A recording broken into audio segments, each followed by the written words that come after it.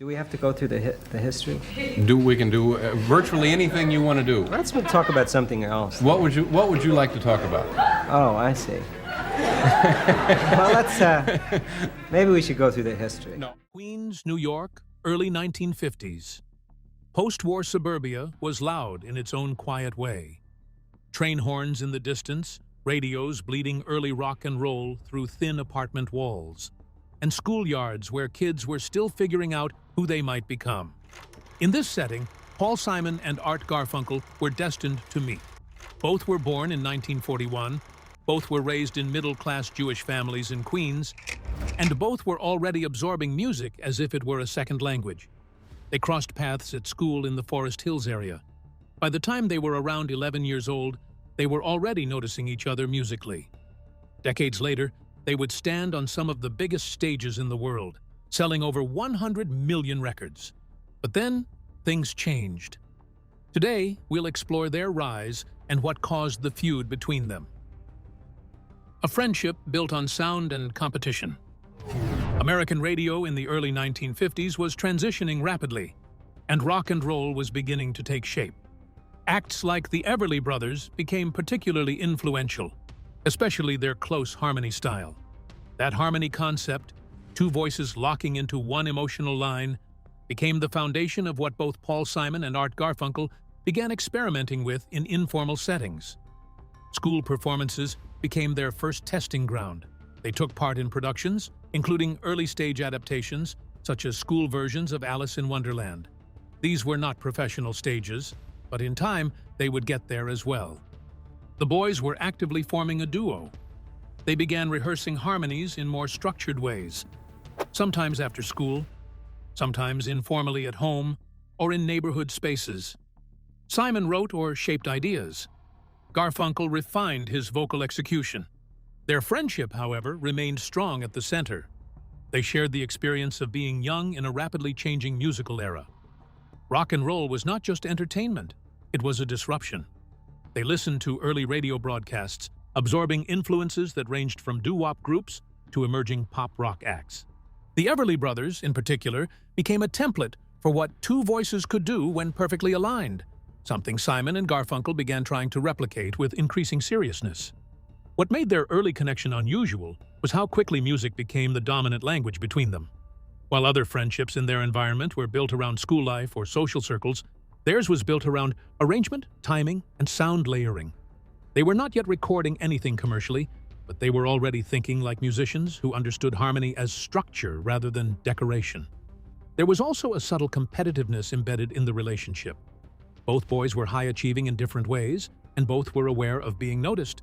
Simon, often described as more introspective and analytical, began developing a sense of authorship, as in who owned a song in its creation. Garfunkel, confident in his vocal performance and frequently recognized for his singing voice, became conscious of how audiences responded to him in contrast to Simon's quieter role. This created an early imbalance that neither fully addressed. The Tom and Jerry era. 1957, Queens, New York again. But the tone had shifted. The friendship that began in school corridors had now stepped into a recording studio, where ambition was no longer theoretical. Paul Simon and Art Garfunkel, still teenagers, adopted a new name for themselves, Tom and Jerry. It was a deliberately casual alias, chosen to sound playful and anonymous, masking the fact that two 16-year-olds were attempting to enter a professional music industry dominated by adults with contracts, producers, and commercial instincts. Their breakthrough came quickly and unexpectedly. In October 1957, just days after Simon's 16th birthday, they recorded Hey Schoolgirl at a small Manhattan studio. The session was not polished by later industry standards, but it captured something immediate: tight vocal harmony, simple structure, and a sound shaped by the doo-wop and early rock and roll wave of the era.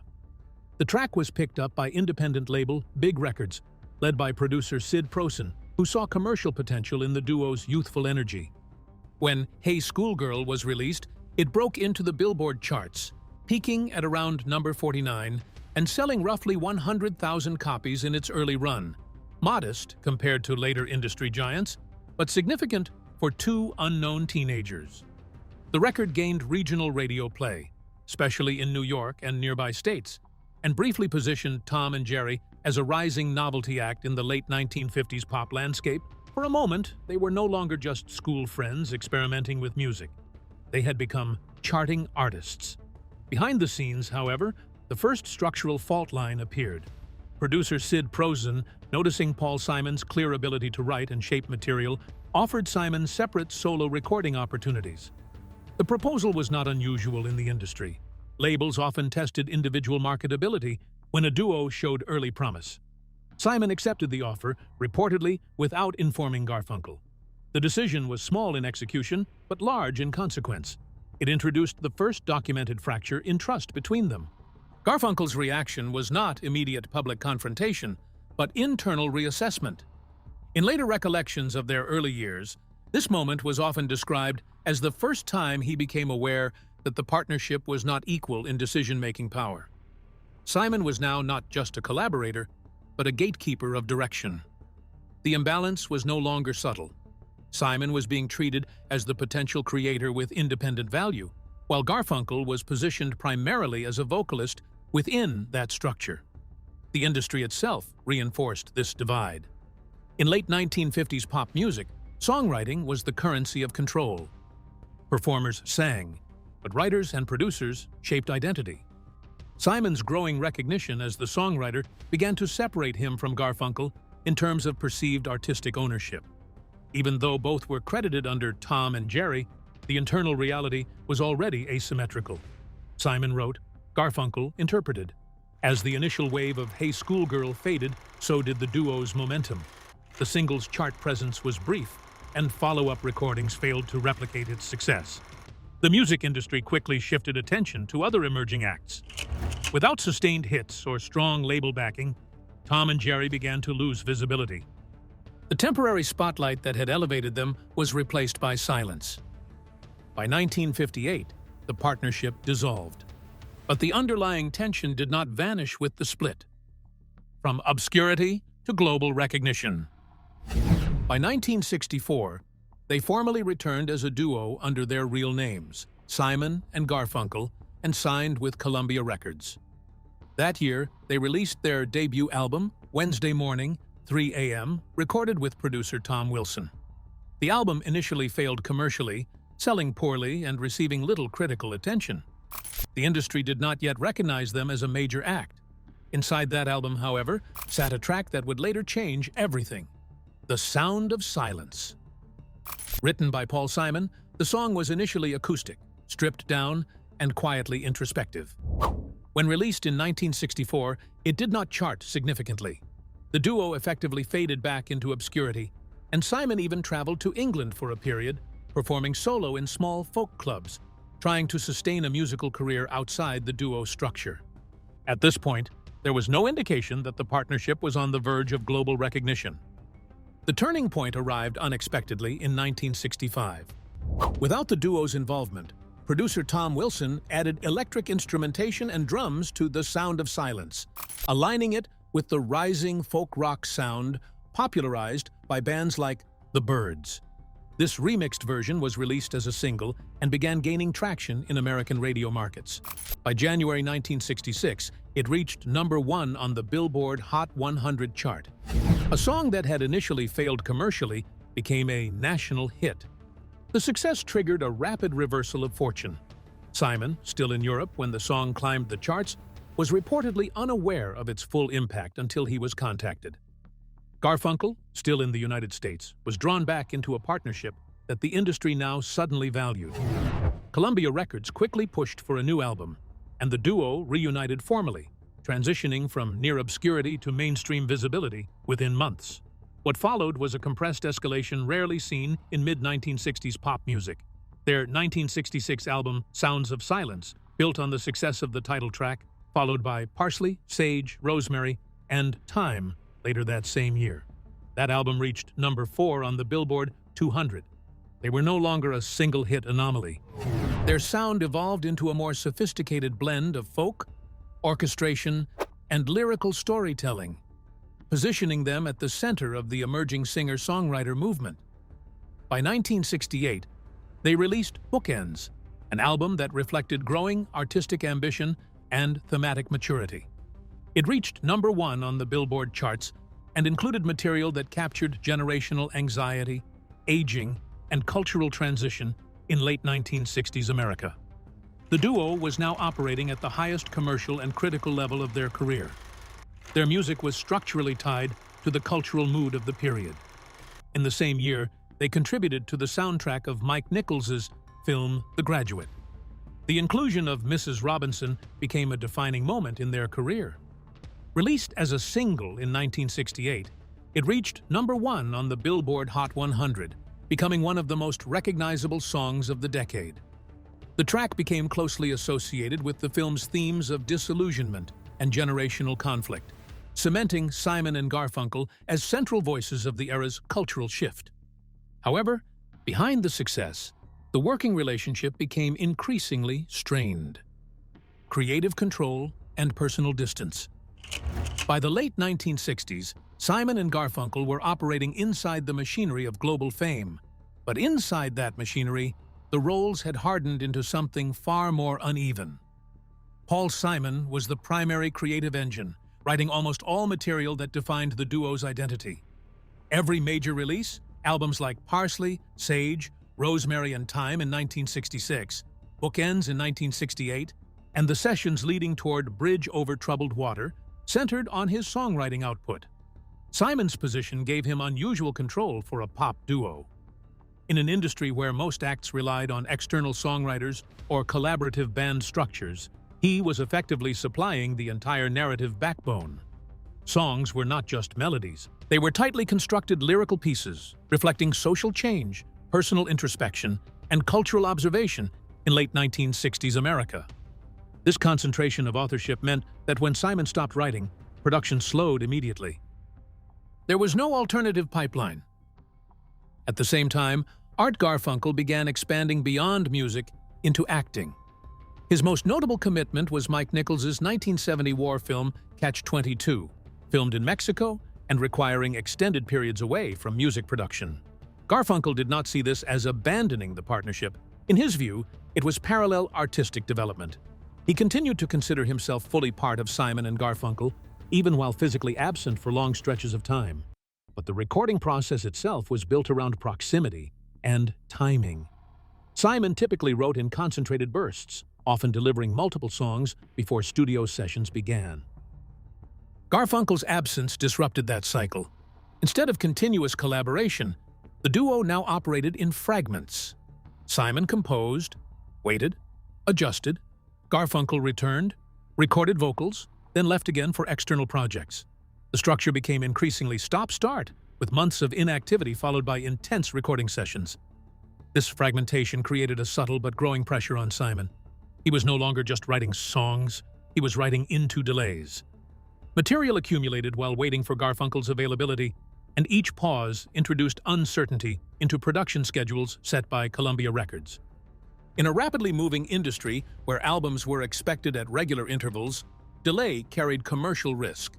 Simon's role became both creative and managerial, balancing artistic output with logistical constraints he did not fully control. Emotionally, Simon began to feel constrained by this structure. He experienced periods of frustration where the partnership itself felt like a bottleneck on his productivity.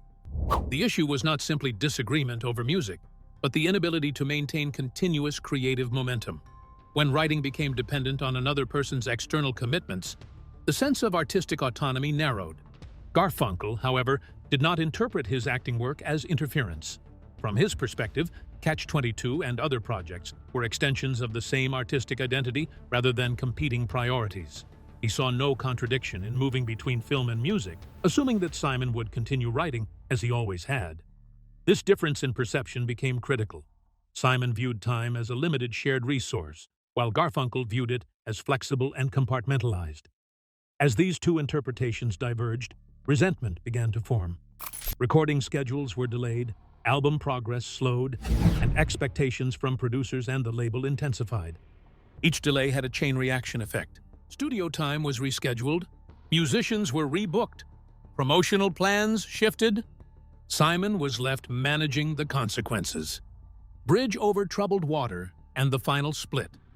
By 1969, the Simon and Garfunkel machine was operating at maximum pressure. The duo was at the peak of commercial success, but internally, the structure was strained, almost brittle. The sessions for Bridge Over Troubled Water, recorded primarily between 1969 and 1970 under Columbia Records, took place in an atmosphere that multiple accounts later described as tense and fragmented. What should have been a victory lap became a controlled breakdown disguised as production. Paul Simon arrived at this stage carrying the full weight of authorship. He wrote nearly all the material that would define the album, including its title track, Bridge Over Troubled Water, a composition that took shape during a period of intense creative isolation. The song itself, built around gospel-influenced piano and expansive arrangement, signaled Simon's ambition to move beyond the duo's earlier folk structure into something larger, more orchestrated, and emotionally weighted. But that ambition also increased pressure on timing, coordination, and availability. Art Garfunkel's acting commitments, particularly tied to Mike Nichols's war film Catch-22, required extended absences from recording sessions. Filming took place in Mexico, and scheduling overlaps forced the album production to proceed in uneven bursts. Garfunkel did not withdraw from the project, but his presence was intermittent, arriving for vocal sessions, then leaving again for filming obligations. Despite this strain, the album itself took shape with remarkable results. Released in January 1970, Bridge Over Troubled Water became the duo's most commercially successful record. It reached #1 on the Billboard 200 chart and dominated international markets, ultimately selling millions of copies worldwide. The title track won the Grammy Award for Record of the Year in 1971, and the album itself won Album of the Year. On paper, it stood as the pinnacle of their collaboration. Inside the studio, however, success did not translate into stability.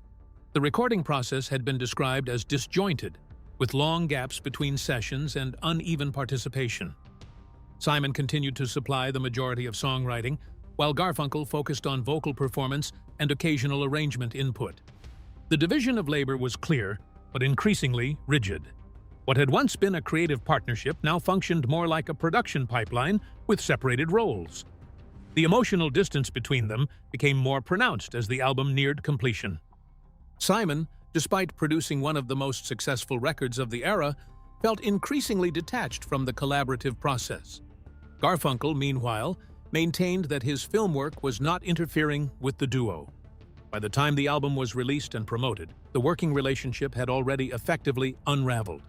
The final live performance of Simon and Garfunkel took place in 1970, shortly after the album's completion in New York.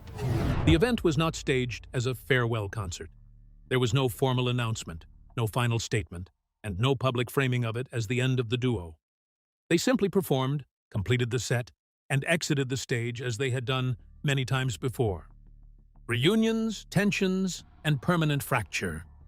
In 1981, in New York City's Central Park, Paul Simon and Art Garfunkel reunited on stage for a one-night concert that drew an estimated crowd of over 500,000 people, making it one of the largest concert audiences in history at the time. After more than a decade apart, the performance briefly revived the partnership that had defined the 1960s. Their harmonies, still precise and familiar, created a moment that felt like a full restoration of their earlier connection, temporarily reshaping public perception of their breakup. The reaction was immediate and intense. The success of the concert sparked discussions of a full reunion, including the possibility of a new studio album and additional tours. Industry interest surged, and audiences assumed the partnership had been restored.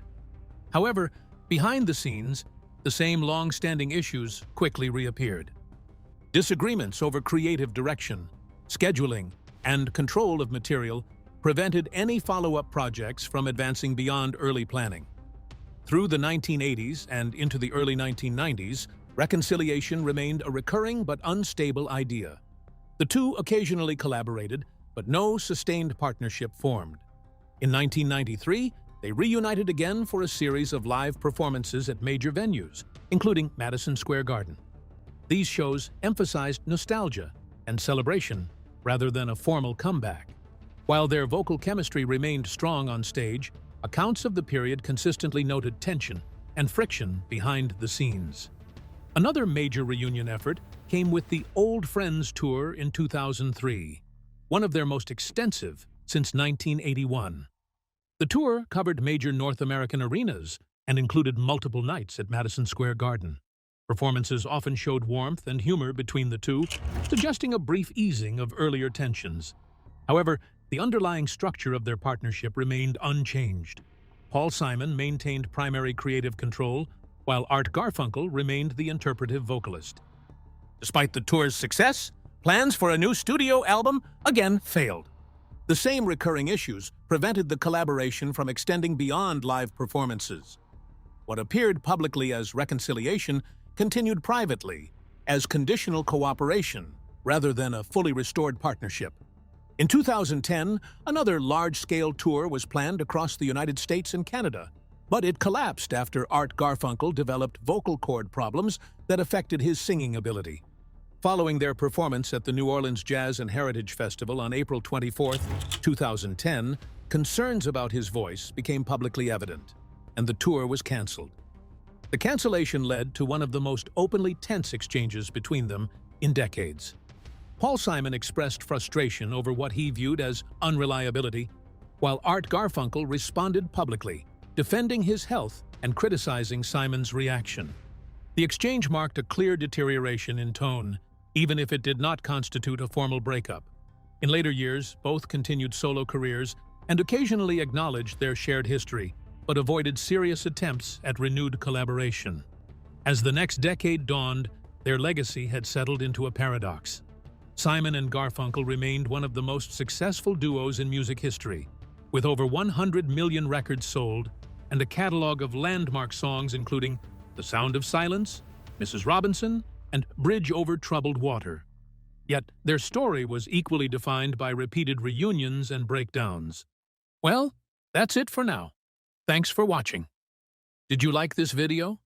If you did, please consider liking, dropping a comment, and hitting the subscribe button so that you don't miss out on our new uploads. Also, don't miss this video you see on your screen right now. It's truly unbelievable.